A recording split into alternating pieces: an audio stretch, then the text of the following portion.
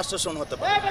যদি 15 মিনিট আগে আমি আমার এক ভাইয়ের মৃত্যুর খবর পেতে পারি, তাহলে এটা আমার জন্য কিসের আশ্বাসন, কিসের মানে কোন আস্থায় আমি তার সাথে বসতে যাব? তারা বসার জন্য যে আমাকে আহ্বান জানাইছে, আমাকে তো ওই সেফ প্যাসেজটা দিতে হবে। ওই সেফ প্যাসেজটা কোথায়? আমরা সেফ প্যাসেজটা চাচ্ছি, আমরা একটা সেফ প্যাসেজ চাচ্ছি। আমরা চাই না সহিংসতা, আমাদের সহিংসতার কোনো অধিকারই নেই, আমরা সহিংস পর্যায়েও যেতে চাই না। আমরা যেটা করছি সেটা আমাদের সেলফ ডিফেন্স। আমরা তো নিশ্চয়ই এখানে মরতে বেরোইনি, কোনো মায়ের ছেলে এখানে মরতে বেরোয়নি। রাস্তায় যারা দাঁড়াইছে প্রত্যেকেরই ঘর পরিবার আছে, প্রত্যেকেই কারো না কারো সন্তান। আর আমরা যারা এই যে জনগণ যারা রাস্তার মধ্যে ভোগান্তি করছে, তাদেরও ঝামেলা হচ্ছে। আমরা কিছুই চাই না এগুলো। আমরা চাইছি একটা কোটা মুক্ত দেশ, একটা মেধার ভিত্তিতে তালিকা। এটা আমাদের অনেক বড় চাওয়া না, এটা কোনো অন্যায় চাওয়াও না। কিন্তু যে ওয়েতে আমাদেরকে ফোর্স করা হচ্ছে, যে ওয়েতে পোর্ট্রে করা হচ্ছে, I should say students are not safe.